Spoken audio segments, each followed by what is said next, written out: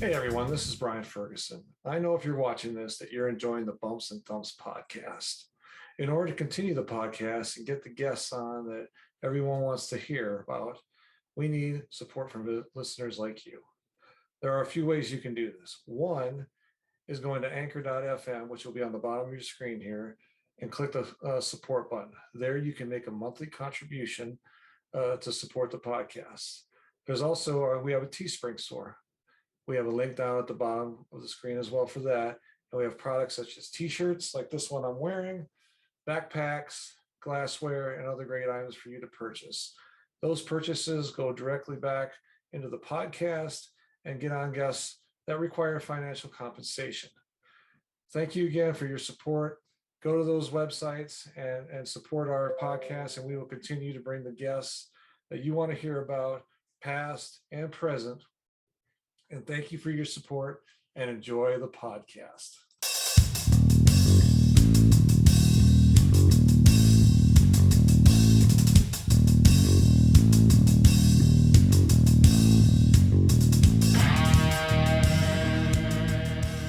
Thank you for joining another edition of Bumps and Thumps, the talk of wrestling. I'm Brian Ferguson. We have a returning guest today, historian, knows a lot about other territories other than the AWA. I want to welcome back Mr. George Shire. George, thanks for coming back on the show today. Well, thank you, sir. You're one of the few people that call me Mr. I always said my dad was Mr. I'm just George. Well, you know, we got to respect each other. I understand. Thank you. No, it's fun to be back. Yeah. I always enjoy doing this with you, Brian. Yes, I enjoy talking with you too. And we were talking before we came on, all the positive feedback we've been getting from around the world about our discussions and your knowledge. And it's been great. And I always enjoy having you on as well. And I appreciate you being back on with us today. So looking forward to our discussion today, which is about the St. Louis territory. That's why I'm wearing the NWA shirt, because it was part of the NWA for many years. Right. So it was the NWA to be honest. Yeah. So first, I want to get into kind of the background of the St. Louis promotion. Can you tell us a little bit how it all kind of came together? And well, please realize that if we were to go into the complete long history of everything that happened, because this was a city that was being promoted way back in the 1920s, so we're talking 100 and some years ago. So if we were to go way back and start doing that, even that's a little bit over my head as far as, I guess even where I really want to go, because we'd have to have about a 20-hour show. But here's the bottom line. When wrestling was in its boom, or started to boom in the 30s, a little bit before World War II. And with that, I want to make a comment about World War II. Okay. We had a ton of wrestlers around the country in the 20s and 30s. Now we're talking 100 years ago. We had a ton of wrestlers that by the time World War II had come around, most of these guys were getting up into their 30s or 40s, some of them 50s. And the younger guys, they were hauled off to World War II, sent off to World War II. And when the war ended 4 years later, there was a whole new breed of young wrestlers in the later 40s that were there to kind of replace that old guard that had either, some of them had passed away, some are obviously older, and some of them just couldn't wrestle anymore. So there was a lot of younger breeds. So for me, the St. Louis territory, like most other territories around the country, really started to flourish and take hold and attract fans in the later 40s. Yeah. Well, I did a little background search, and I thought St. Louis was primarily, it was primarily run by by Sam Muchnick. But I realized there was somebody before him that was kind of his mentor from what I've read. Yeah. By the name of, his name was Tom Packs. Can you give us a little background on Tom? Well, Tom Packs was the original St. Louis promoter, and there was a company, or the organization at the time was called the National Wrestling Association. Okay. You mentioned Tom Packs, so I just happened to think, well, if you mention his name, I am going to, I've got it written down here, if I can find it real quick. Okay. Well, it isn't even really important. His real name was not Tom Packs. It's a long name from Greece where it was shortened. We don't need to really go into that. Okay. And they settled on Tom Packs because, it sounds better. And the same is true for Sam Muchnick, by the way. His real name was, I believe it was Jesus, or Jesus. yeah. How do you say that? Jesus. Jesus. Yeah. See, I always get mixed up with those. Yeah. Yeah. I think his real name was Jesus. Oh, wow. And they just realized that, instead of introducing somebody that way, we'll call him Sam. So Sam Muchnick. You said Muchnick. I'm sorry. I think the general, no, that's why we're here. We learned this. The general pronunciation was Muchnick. Muchnick. Okay. Just more the way it looks. So yeah. Sam, he worked, he was a newspaper reporter. Okay. And he loved baseball, Sam Muchnick. Yeah. And he was a reporter in St. Louis. And he started working around Tom Packs, kind of working in a position where he'd be, helping out the promoter and different things. Mm-hmm. Well, as he's doing this, he's learning. And he lost his position at the newspaper he was at. But Sam, during this time, was a very, very respected and loved individual. He was a guy that was always considered fair. The people that he worked around and worked with in the sporting world, they enjoyed him, they trusted him, they loved him. So doing this, working in Tom Packs' office, Sam and Tom eventually had some differences between them and as far as philosophy and that sort of thing. And Sam decided, he was going to try and promote wrestling opposition to him. Yeah. Well, in doing this was one of the old school promotional wars. One of the things that modern day fans, or the fans of the last 30 years, think that the only time that territories were ever invaded by another promotion was when Vince McMahon started his expansion to go national in '84. But throughout history, there have always been little promotional wars. For the most part, every territory minded its own boundaries. I mean, it's like they had an invisible fence around their territory, and another promoter would not come in and promote a card within that fence. And of course, those promoters wouldn't go to another territory either. So generally it was a gentleman's agreement and they minded their own business. But there always were, throughout the 40s, 50s, and 60s, even into the 70s, every once in a while, there'd be a pop-up promotion that would try to run against the established group. Yeah. And the interesting thing about that, when it happened, was in most cases, the promoter that was trying to come into a territory, he would rally around and gather up all his friends in the business, meaning fellow wrestlers or promoters, etc., and kind of get them to, hey, come on board with me. We're going to do this. We're going to run this guy out of town, or whatever it's going to be. And they generally were short-lived. Yeah. In most cases, the established promoter or promotion eventually won out. Yeah. And for various reasons. But when those rival promoters would come in, they would always bring in a lot of talent.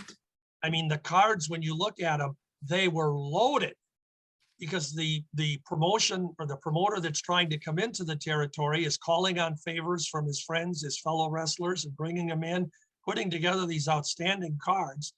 And that also forced the established promotion then to also put on these, I guess in the era, you'd have called them spectaculars, because they would have tons of talent. And for the short term, when these wars were going on, really the fans were the winners. Yeah. But at the end of them, in most instances, it was the established promotion that eventually won out.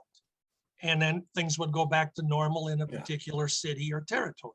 Yeah. So in St. Louis, with Tom Packs, when he was promoting and Sam Muchnick started sort of running opposition, eventually Sam Muchnick won out. Yeah. Called upon enough people and had enough clout and respect that he won out over the promotion. Now that's a capsule look at how that took place. Yeah. And eventually Tom Packs was no longer promoting. That's the short story of one that we could, and literally, I mean, we could talk for a couple hours on St. Louis. It, as I said, it goes back 100 years. Okay. So talking about Sam, what do you think it was about him that St. Louis was just a hotbed for so many years? What was that it factor for St. Louis that in your opinion? Well, it's my opinion, but it's also, I think we could bear it out as fact. Okay. Again, it goes back to Sam Muchnick being a very respected journalist, newspaper man. You know, people today, I mean, if you talk to someone today, they barely know what a newspaper is anymore because, you know, that part of our culture is leaving us. But if you go back, you know, to the 40s, 50s, 60s, 70s, etc., the newspaper was our main source of getting news. Yeah. Other than if you turned on the nightly news on a television set. Right. And so newspapers were very respected. And generally speaking, the reporters, they earned a trust amongst their listeners or amongst their readers. And Sam Muchnick just was highly, highly regarded. I told you he loved baseball. That was one of his fortes. So he's very respected as a baseball reporter, and he had those ins. And once you get in those little circles, you know, you have people that, hey, you need to talk to Sam Muchnick, or talk to Sam. He's the guy. Yeah. And that's where it all came from. He was highly regarded and respected. Most everybody that I have ever talked to about Sam Muchnick, and when I say most everybody, I'll share that back about, this would have been about 2001, 2001. I sat down and I talked with Thesz for a little bit of time about different things. And one of the things that he said more than once while we were talking was that he had his differences with Sam Muchnick. You know, when you're in a business like pro wrestling, you always have to remember there are egos butting heads all the time. Yeah. I mean, if you don't have an ego in wrestling, then you can't go into wrestling. But I think that's pretty true for any sport or entertainment venue. You got to have a pretty good ego. Yeah. And he said, you know, Sam and I, we had our differences, but he said, I always respected him, and he always was fair with me. Yeah. And he took care of me, and he paid me well. And so if you come away with that type of a compliment from a wrestler regarding a promoter, I think that speaks pretty highly. And when you make it Thesz that's telling you this, anybody that knows anything about old school wrestling, few are more revered in this business than Thesz was. Right. So what made Sam credible was the fact that he was what you saw, Sam Muchnick. And he would go to bat for you. He would, if he was right, he was going to stand up for it, and he would always go to bat for his guys. And he had a loyalty among the wrestlers that they wanted to work with him. So as we have that Tom Packs thing kind of fading into the sunset, you know, there was always the controversy in wrestling about who is the world champion. If you go back to the 30s and the 40s, I guess you could go all through history, but it seems like there were always territories that were billing someone as the world champion. Yeah. I remember talking to one of my friends in about the 1960s. He says, well, you know, wrestling, they got all these champions. Everybody's a world champion. Well, Yeah, in a sense that was true, but there were only a couple or three officially recognized world champions at that time. And so when you get to St. Louis, you had the National Wrestling Association that recognized various guys. Wild Bill Longson was one of them, and he was the real deal. Bill Longson was a tough old son of a gun that, you know, he was a guy you could call on to go in the ring. And if the guy doesn't cooperate with you in the ring, well, Bill Longson's going to make sure you're going to be in the hospital. And in those days, that stuff was for real. Yeah. So, but as we get to the Sam Muchnick era in St. Louis, and he became the promoter, basically, that was making the money and giving to the fans, the idea came about that, you know, we have to have one world champion. Yeah. We have to come up with, you know, everybody's got a world champion, and the guy's that he's a world champion, but he only wrestles in one town. Mm-hmm. And so guys like Sam Muchnick, there was a promoter named Al Haft out of Ohio. There was Tony Stecker from Minneapolis, Pinky George from Des Moines, Iowa, and there were a couple of others. And they all got together, put together a summit, so to speak, and started talking about, we would organize this alliance, the National Wrestling Alliance. And in doing so, it was our goal, their goal, to have one world champion. And that is really what the NWA, the National Wrestling Alliance, was. It was never a territory. Yeah. It was never anything more. A lot of people think, well, there were 3 territories in the 60s, you know, the AWA, NWA, and the WWF. Right. It is, I mean, they were, but the NWA was just a champion. And what this conglomerate of promoters decided upon was, we will give the fans one world champion. We will agree on that champion, and we will have other promoters from other territories pay dues or pay an annual fee, so to speak. And in doing so, they will be part of our group, and they will get to have the champion come into their town, their city, or their little, you know, territory, whatever cities they were running. And they would have him 1 or 2 or 3 times a year, whatever the schedule would permit. So it was a very logical and thought out plan that back in that era made sense. Yeah. And each year they would have an annual meeting, for these promoters.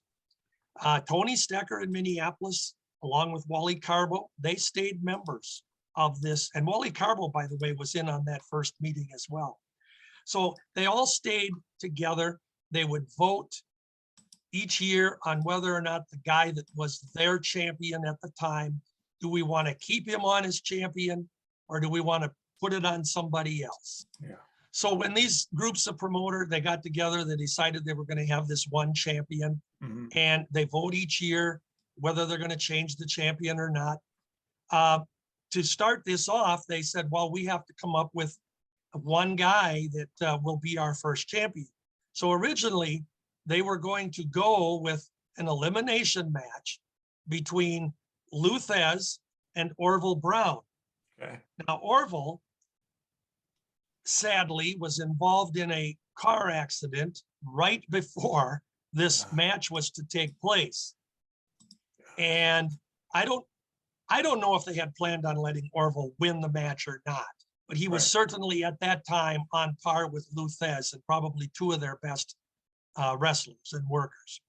And he was involved in an accident which ended his wrestling career. Yeah. So they just put the title, the National Wrestling Alliance World title, on Thesz. And with that, I'm going to correct something that is generally wrong. Okay. All through the 50s and 60s and 70s, Thesz was always billed as being a 6-time NWA World Champion. Well, he officially only held the NWA Alliance Champion 3 times. He was the Association Champion 3 times. Now, and that goes way back to the 1920s again. So what they did was, if you look at any history site, they'll show you the lineage of the National Wrestling Alliance title. And through the years, they've just morphed the two together.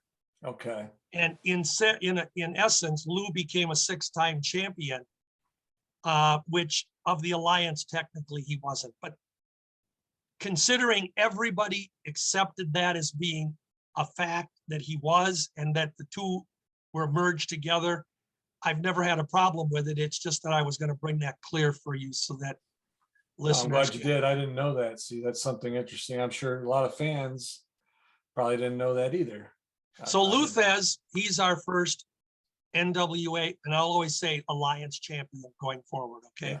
Okay. So he's our first Alliance champion. Lou Thesz, real deal in wrestling. He was a hooker. Lou Thesz was the guy who garnered respect. He wanted you to respect him as a wrestler. Yeah. He took the business very seriously.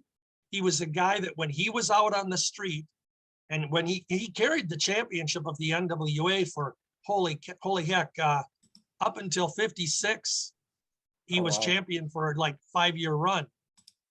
And then he gave it up just for a short time. And when I say he gave it up, I'll talk about that later. Okay. Gave it up for just a short time, and he was champion again. So, but he was a guy that always dressed in a suit and tie when he was out in public. And when he was representing the wrestling at any organization or any event, he was, very presentable. He thought that was important. Yeah. And he was a guy that, as the generation of wrestling was changing already in the 50s with television really profiling wrestling, we had a lot of characters come on board. When I say characters, I'm talking guys that weren't really wrestlers, but they were colorful personalities. And, the main one that comes to mind is Gorgeous George. That's what I was thinking. Yeah.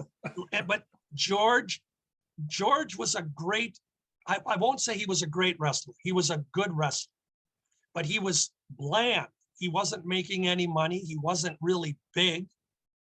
And he was wrestling on middle of the card, not making any money. And he was the innovator. He come up with the idea that, hey, we got to give these people something different.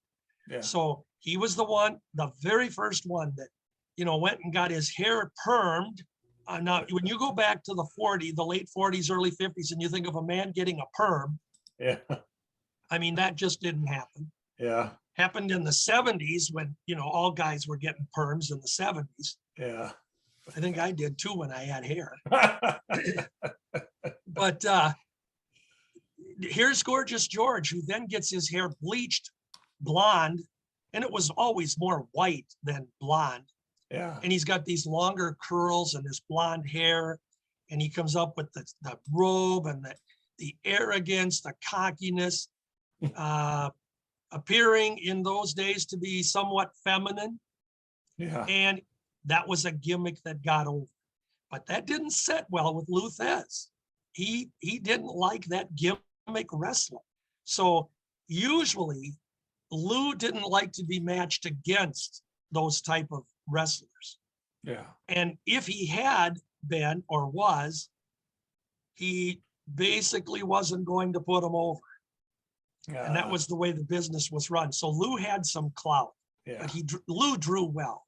And as champion, that's what Sam Muchnick went with and the other promoters of the Alliance for that first 5 or 6 years. Okay. It's interesting. There was a lot of guys that went through St. Louis. Harley Race, Ken Patera, Ric Flair, the who's who in the 60s, 70s, and even in the early 80s. But I've also been, when I read, and I want to clarify this with you, is that Sam and his St. Louis wrestling club, no tag team championship. Is that right? That is officially right. The Alliance never, ever endorsed or had official National Wrestling Alliance World Tag Team Champions. Now, when you look at wrestling magazines and territory fan club bulletins and programs of the 50s and 60s and 70s, you will find many territories that advertised having NWA World Tag Team Champions. Right. What that was, Brian, is a promoter in a territory. Let's just use Florida, for example. Okay. Florida had NWA Tag Team Champions, but that was just their version of the Tag Team Championship. They were never officially endorsed by Sam Muchnick and the so-called Alliance. Okay. But because that promoter or that territory was a member of the Alliance, they were able to have their World Tag Team Champions. But the NWA never had one team. Yeah. And that's what's confusing. You know, if you want to do a history of the WWF title or the AWA Tag Team title, or many others too, but especially those two, it's very easy to do because you can trace it. But with the NWA World title, at the same time, in one time period, you could have 3 or 4 different teams in different parts of the country being billed as NWA champions. Why? And they just didn't have them. Why do you think they did that? I mean, because tag team wrestling, was it not, I don't know, accepted part of the promotion as a full-time basis? I mean, they had their 6-man and all that, but tag team wrestling was extremely popular, and a lot of territories highlighted tag team wrestling over singles wrestling as far as main events and different things for a good part of their time in promoting. Okay. In St. Louis, again, you have Sam Muchnick, who is, for practical purposes, a purist. He always believed that the singles match was the one that was the main event on a card. And it had to be a contest between 2 guys, 2 wrestlers that the fans wanted to see. And when it was the world champion, which St. Louis was the headquarters, of course, he always had that NWA title match on top. He would never put a tag team over it as being the spotlight match to come to. Yeah. So he was very serious about that. And and again, with Thesz, he was a guy that never wanted to have any billing around it. And because, you know, it's weird, because Lou was respected and he always did what promoters asked, but he also could do what he wanted. Yeah. And they knew they could count on Lou. Yeah. He could get what he wanted. Yeah. And he did that. So Sam just wasn't going to have National Wrestling Alliance tag team champions. And because here's another way to look at it. Because their singles champion, whoever it was at any particular time, was going around the country, you know, one night he'd be in Florida, one night the next night he's in Texas, then he might be in California, then he might be up in Calgary, Canada, well, then he might be down in Mexico. I mean, they did not have a tag team that could do that type of traveling. This also, let's just talk about this. This presented a problem as time went on for that NWA World Champion, because as we had 25 territories, there were times when it virtually became impossible for whoever was the NWA champion at the time to endure the schedule that he was being put through on a yearly basis. And if you look at NWA title history, with but a few exceptions, and there are explanations for those exceptions that, again, we could go into and it'd be another half hour of a show. But generally speaking, the NWA champion, when they were crowned, it was with the idea that they would be champion for at least a year, usually 2 to 3. That was what the consensus was. Yeah. So when we get into towards the time when Buddy Rogers became champion. Yeah. Okay, I'm going to go back just a step farther. Sure. In St. Louis, Dick Hutton took the title from Lou Thesz. Lou had went to Sam and said, I need some time off. I want to give up the belt for a while. We need to come up with somebody. However, I want to choose who I'm going to drop it to. And that was important for Lou again, because how he respected the business, how he saw the business the champion should be represented. Yeah. Well, he chose Dick Hutton. Dick Hutton was an extremely gifted wrestler. He was an amateur. He and Vern Gagne had hooked up in the Olympics. Okay. And Hutton was another one. I always refer to him as that real deal, amateur turned professional. And that was the guy, by all facts, that made a good choice when Lou said, I want to drop it to Dick Hutton. Well, the only problem is that Dick Hutton was the logical choice, but he didn't draw. Yeah. His personality was not conducive to him drawing fans. Mm-hmm. He was a bland personality. He had the skills, but he couldn't get the people to come in. And that was the problem the NWA was having for the year or so that Dick held the title. And he'd go into a town and the world champions come into town and the promoters weren't drawing. Yeah. So, when the champ came to town in those days, it only happened once or twice, maybe 3 times a year. That was a huge deal in a town. Yeah. When the world champion was coming, because he wasn't there every week. Right. He wasn't on TV every week. But Dick Hutton wasn't doing the job. So that was one of those short times where they said, okay, the Alliance got together when they're in their annual meeting. And they said, we got to come up with a guy that is going to take the title up. Then Pat O'Connor came. Okay. And Pat O'Connor, again, another legit wrestler. Yeah. That's what the NWA always wanted. Yeah. He was charismatic. He was very likable. He drew well. He had the title for a couple of years. And he dropped it to Buddy Rogers, the Nature Boy. The original Nature Boy. The original Nature Boy. That's right. Now that's when things started to get a little bit hairy, because there were some outside forces and the Alliance didn't have the power over Rogers that they had over the other wrestlers. And again, this is something we could go into very deeply. Yeah. But Rogers was more controlled by the East Coast promoters. Yeah. And it became a difficult story. So a couple years into the Rogers run, even though Rogers drew well, it was difficult to get him. And that was the whole idea of the champion for the NWA.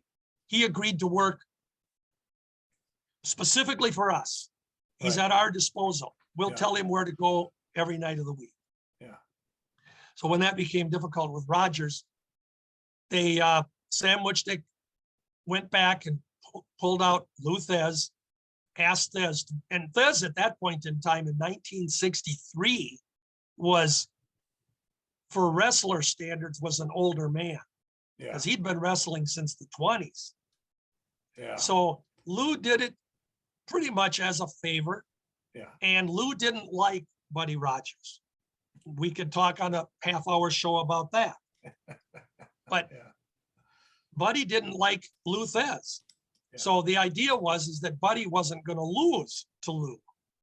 Well, Lou Thesz just made it very simple. And this is fact, guys. Lou went to Buddy in the locker room and he told him, he said, Buddy, it's simple. When we go out there tonight, we can do this the easy way or we can do it the hard way. But I'm walking out with the belt tonight. Yeah. And Buddy had no choice. Buddy could not wrestle with Lou. Yeah. And if Lou didn't want to lose, he wasn't going to lose. Yeah. So it was determined that Lou was going to win by the Alliance, and he took the title from Buddy. So Lou had it then for 3 years. Jeez. Again, it was time for him. He was at the twilight of his career. He wanted to slow down. Yeah. He gave it to Gene Kiniski. Yeah. And that's how that went. So you got these 3-year intervals. And if you follow it from Gene Kiniski on out, up until we get to Terry Funk in the 70s, if you look at it, it was generally about 2 to 3 years, with the exception of the Dory Funk Jr. to Harley Race match the very first time. Yes. And there's a story behind that. So, anytime you're involved in wrestling, there's some backstage stuff that took place that, you never really heard about because they didn't want you to know it. Yeah. And Sam was the president of the NWA for many years. And,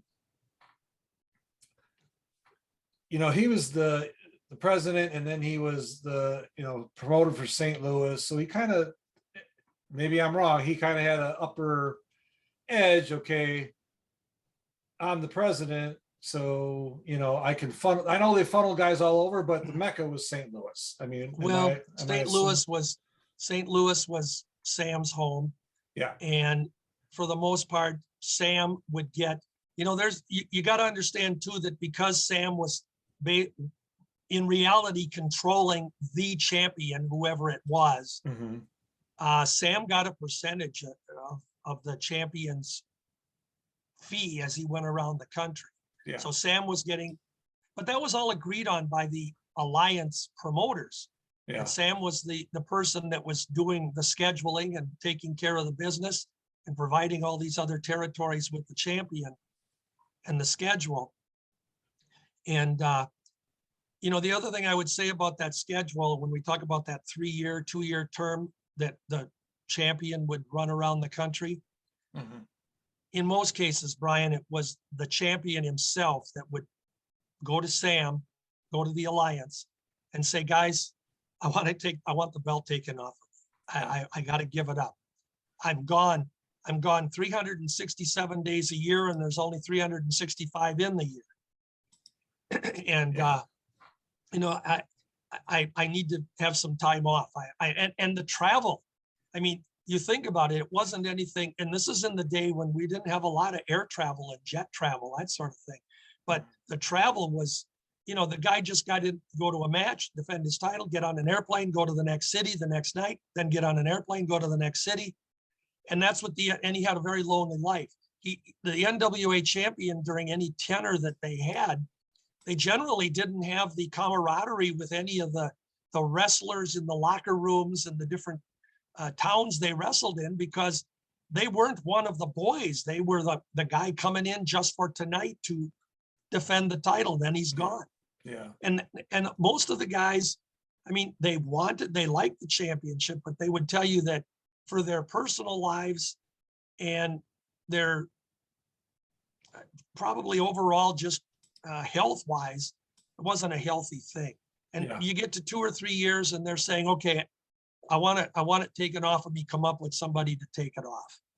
And that's what would happen. They'd have these annual meetings. And again, they'd talk about, and the promoters all had their ideas too in these meetings. We'd like to have so-and-so have a title run, or I want my guy to have a title run, this guy, that guy. But it always came down to a consensus, to a vote. And it was usually decided upon who was going to be the heir apparent to whoever was the current champion. Yeah. I read some stuff. Tim Hornbaker is an awesome historian. Yeah, he wrote a very book. Well respected. Yeah, he wrote a book on the NWA. Yep, a couple of them actually. Definitely. Actually, that the NWA book you're referring to is what I consider for the NWA to be the Bible, and Tim did an excellent job of researching it. Yeah, the untold story of the NWA. Yep. Yeah. I finished it. I read it a few months back. Great read. If you're a wrestling fan, it's a great read. I mean, sometimes it's long, but it's good, in my opinion. I mean, and I'm not much of a reader, and I couldn't put it down. Yeah, a lot of wrestling fans. This isn't a cut on wrestling fans, but a lot of wrestling fans don't like to read long dissertations and historical facts. I think many of them would prefer maybe to listen to them or have a story told. But going back and reading a book like Hornbaker, The Untold Story of the NWA or the National Wrestling Alliance, it's not something you can sit down and read in a few minutes. It's something that you're going to take some time with, and you're going to have to go back and forth and look at it. But yeah, good book. Yeah, it is a very good book. talks a lot about Sam and the NWA, how they all formed. It's a great read. Yeah. I really enjoyed it.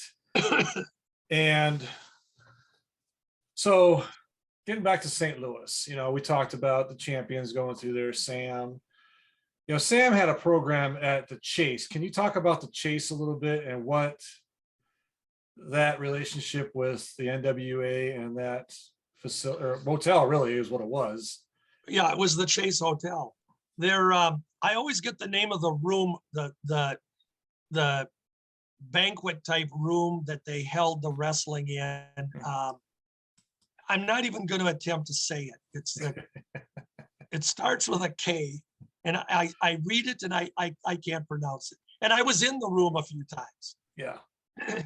But in the Chase Hotel, Sam did this very differently because this banquet room, they would actually have the banquet tables set up. The people that were there were having this elite dinner. They would come in and the ladies in their evening gowns and the men in their suits and tuxes. It was very formal. They would sit around the tables like any big banquet room, but in one corner of the room, they would have the wrestling ring set up and they would hold the TV wrestling. And it was done in front of an audience of high-class people. This wasn't your normal, in those days, not your normal wrestling fan. Yeah. But this was something in St. Louis that caught on. Yeah. I wish I could pronounce the name of the room, but other St. Louis fans will know what I'm talking about. So they would tape Wrestling at the Chase. And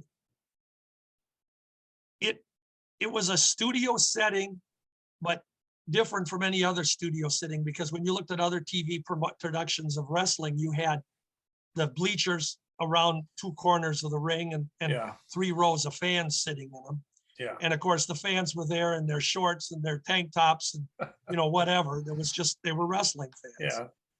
But in this room at the Chase Hotel, it was class. And that also helped with a guy like Lou Thesz, because he was appearing before people that were upper echelon, so to speak. Very popular program. And I was there. I had the opportunity to be there twice for television tapings. And it was very enjoyable. Yeah, it was a program on St. Louis television for 24 years. Live from the Chase. Live from the Chase. And for a program to last that long, in that era even, says a lot, especially for wrestling. I mean, I'm not saying wrestling programs were bad, but I'm saying on the same channel for 24 years, it says a lot about the quality of the program. Well, so. and St. Louis as a promotion, the city had not only the longevity with the TV station, which again is important because the fans always knew where they could turn to catch wrestling. Yeah. And with Sam at the helm, being the respected person he was, they had the Kiel Auditorium, which was I got to tell you something. In the days when I was able to go around to some of these territories, I have really fond memories of the Kiel Auditorium. It was as classic an arena for wrestling presentation that you could find. Okay. It was you looked outside and it was an old brick building, big square, rectangular, however it was, building in a city block. But inside it was like typical arenas or auditoriums were in that day, where you had the chairs, the bleachers around the stands around the ring in the middle of the arena. Yeah. And very, very fun place to visit. And the fans were always very cordial. I was at St. Louis Kiel Auditorium probably about a half a dozen times. Yeah. And I never thought I saw an unruly fan there. Wow, which that's I pretty can good to tell you, say. I can tell you in some arenas I was Yeah. in, even my hometown of the Twin Cities, Yeah, there were times when there's a fight breaking out up in the bleachers, yeah, but St. Louis, I don't know, it just, it was a fun city for wrestling. yeah, And Sam would put on I want to talk a little bit about Sam's promoting of yeah. the characters. Sam also believed, I told my wife today I was going to mention this. All right. Sam had the belief that the world champion was the elite of the business. And for that reason, on his St. Louis cards, you could never have a king or a lord or a baron. Uh-oh. So he believed that, and this is a funny story. I shared this on one of our AWA shows. Baron von Raschke, when he became Baron von Raschke in 1967, everywhere he wrestled around the country, and Baron traveled. Yeah. He was all over as this, putting over this German gimmick of his. And everywhere he went, he was Baron von Raschke. Yeah. Well, when he went to St. Louis, Sam told him, I can't have a baron because a baron is royalty, and that would appear that it's better than the champion. And he said, so you're von Raschke. And when I originally had Baron tell me this story back in '99, Baron told the story and he goes, so I go into St. Louis and I'm demoted. He's not a baron. But if you look at any St. Louis program, von Raschke, and he was pushed. Sam used him a lot. He was over huge as a German heel in St. Louis, never as baron. And he would not bill, if Jerry Lawler came in, he wasn't Jerry the King. He was Jerry Lawler. And the same would go, Lord Alfred Hayes. He had trouble too because didn't want to be billed as a lord. Sam didn't like that. Yeah. To his credit, he had a standard, and that's what he fed his fans, and the fans accepted it. Well, it's amazing too that I think versus today's wrestlers, I think more the wrestlers respected, I shouldn't say respected, accepted what the promoter wanted. If it wasn't too, okay, you're not Baron von Raschke because I consider the champion to be above everybody, so you're von Raschke. I don't know nowadays if somebody is like, we got all these kings on WWE example, you got, and if they say, well, we're going to change it, I don't know if you're up to there, that would be acceptable, but different time, different era, different things. Well, the business, again, whenever we want to sit down and talk about then and now, that is a true apples to oranges analogy. Yeah. They're not the same. They're not even close to the same, but each has their own merits and their own fans and their own following. And a dinosaur like me, I'm not interested in the current product, but the current product, they look at the old product and they go, those guys, they don't know this for fact because they weren't there. Yeah. But they were old, they were slow, they didn't do this, they didn't do that. And it's just the way it is. Yeah. No, I must be a dinosaur too, because I watch some of it just kind of keep up a little bit, but I don't watch it like I did as a kid. I don't watch it.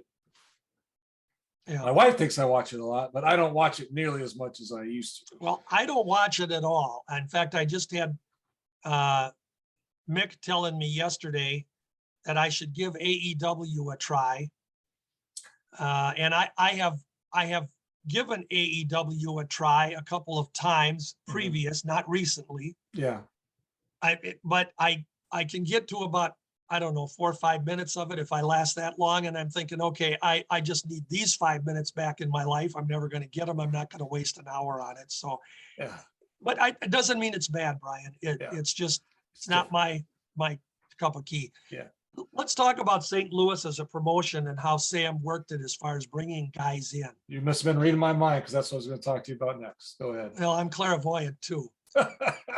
The St. Louis, because it wasn't a territory, it was a city that Sam promoted. Sam didn't promote any other city, any other town. His only other obligation, other than promoting matches, running cards in St. Louis, usually on a monthly basis. And I will point out that he usually ran from August through June. They took the summer off. There was always about 4 or 5, 6 weeks in between, or 6, 7, 8 weeks before the next card in August. Okay.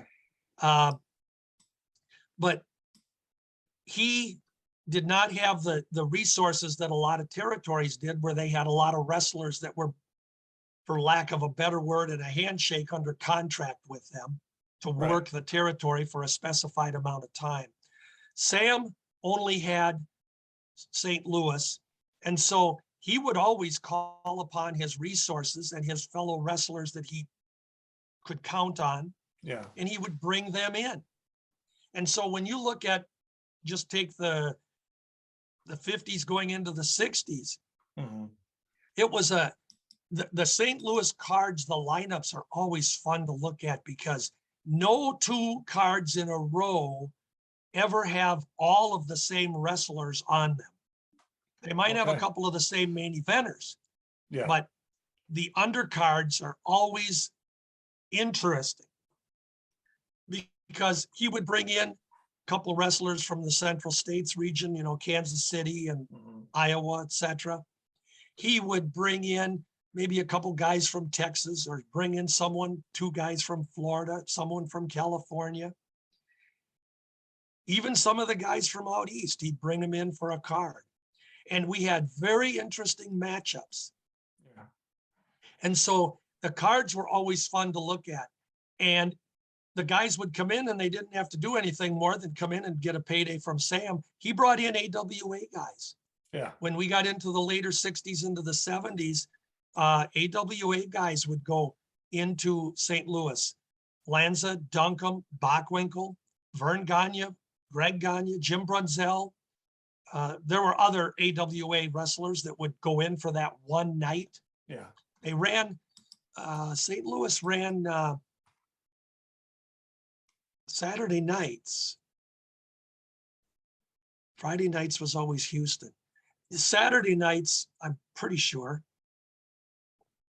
And the guys could go into town, get paid, and go home.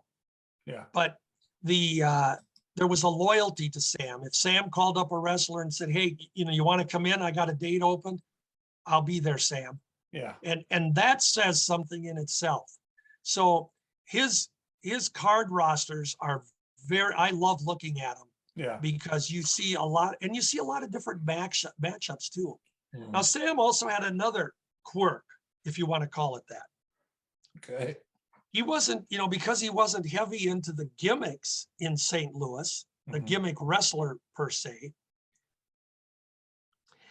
he wasn't really fond of masked men. Oh. However, over the course of the St. Louis promotion, you can look at it and you see many wrestlers that did appear there under a mask, but they were never given the long-term push that other territories would give an individual under a mask. Yeah. And Sam would have them for a couple, 3, 4 months, maybe. And then it would come time that either the wrestler was going to be unmasked or he was going to just be gone. Yeah. He had the strange quirk I was talking about is that he had a few times when he would build a masked man up for the short term to get a title shot with the world champion. Well, here's where the quirk comes in.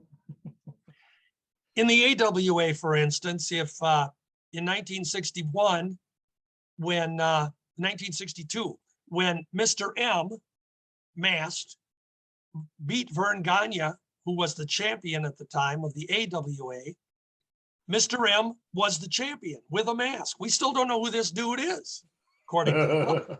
Okay, we got this guy with a mask holding the title. Well, Sam's quirk is that if you're a masked man and you're going to get a title shot, win or lose that night, your mask is coming off. So if you become the champion, which no masked man ever did become the champion. I mean, obviously that's behind the scenes. It wasn't going to happen. Right. But to the fans, if the masked man won the title, he had to reveal his identity because the NWA champion had to be known. And that was his quirk. So there was an instance in 1967 with a few months that went by. They had a masked wrestler named under a mask named Dr. Scarlet. Dr. Scarlet had a lavender purplish mask on, wore a purplish type cape, and he had a tunic, I believe was also kind of lavender. Nobody knew who Dr. Scarlet was, but he was a big dude. Appeared to be 250, 60, 70 pounds and over 6 foot. And he works his way up, beating a couple of the top contenders in St. Louis. And he gets his title match with Gene Kiniski, who was the champ at the time.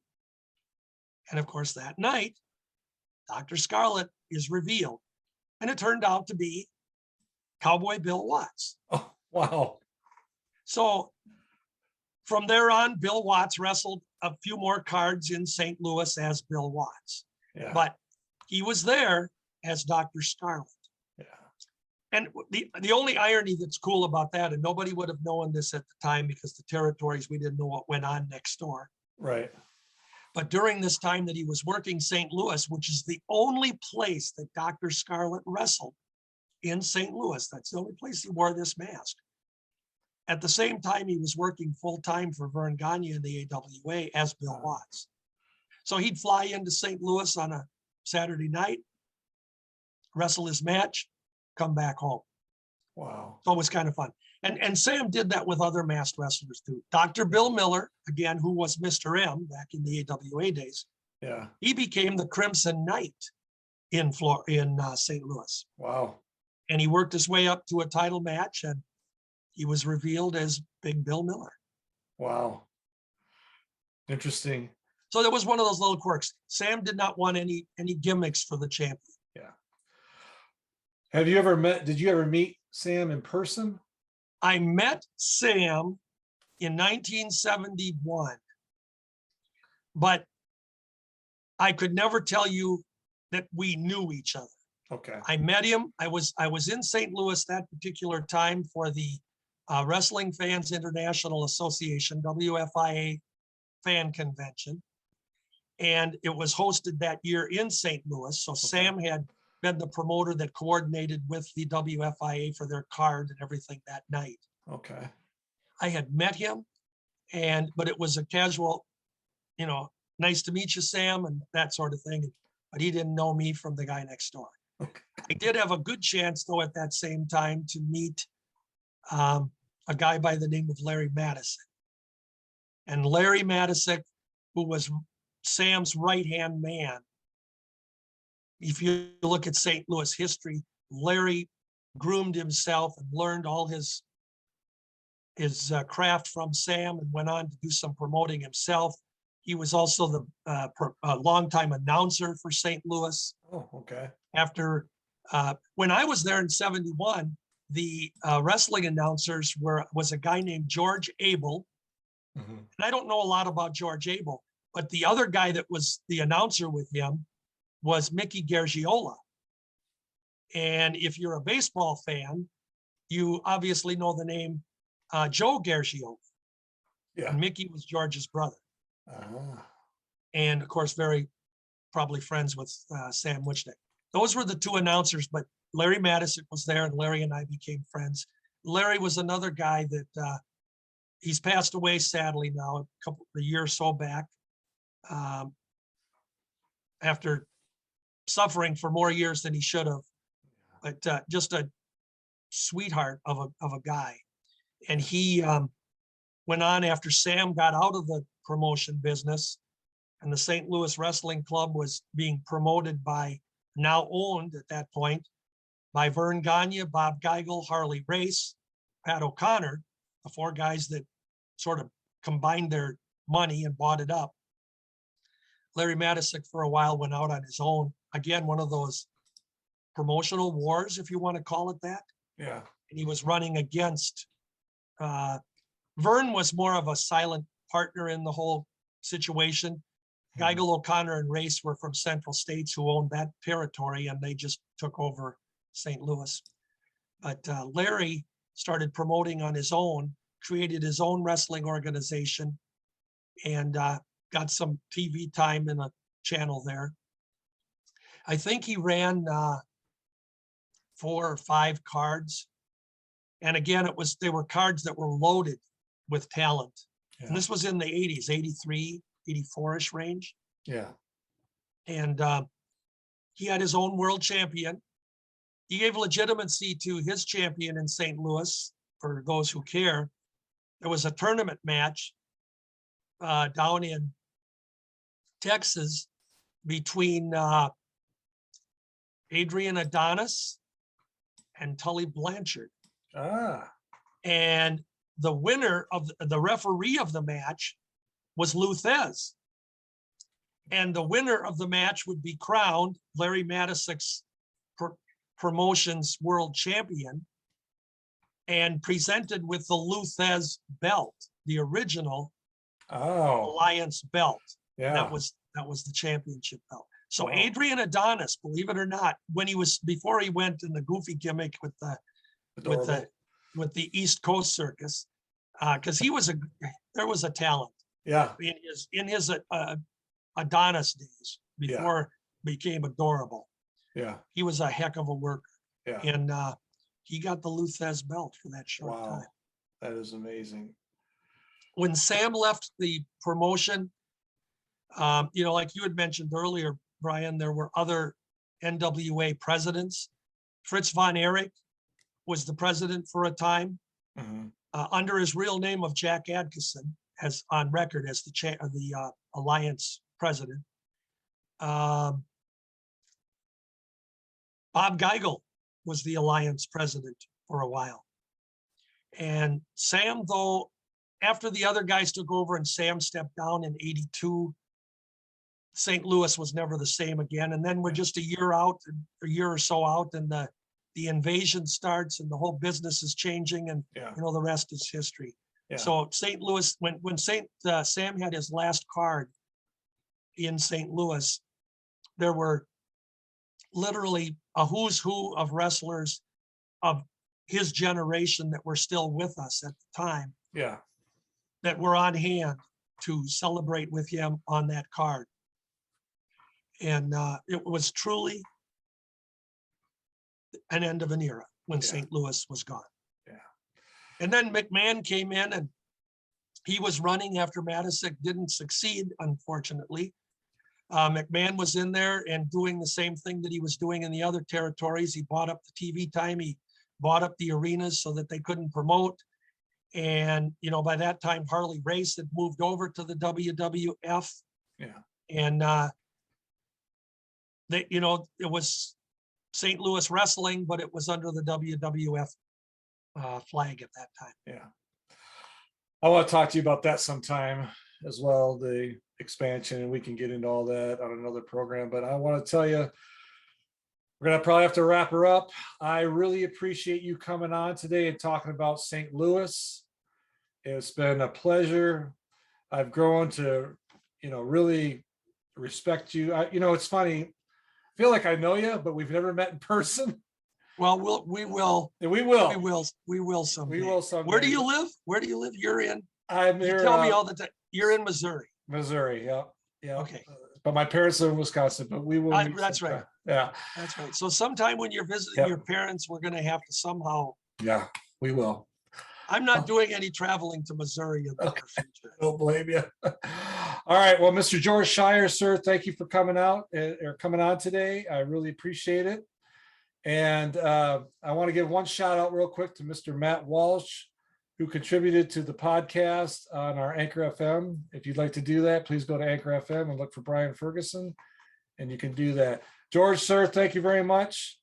I want to do My this pleasure. again. I want to do My it again honor. soon. Thank you, Brian. You always do a great job. Thank you. Thank you. And everybody, enjoy the podcast. Have a great day, and we'll talk to you soon.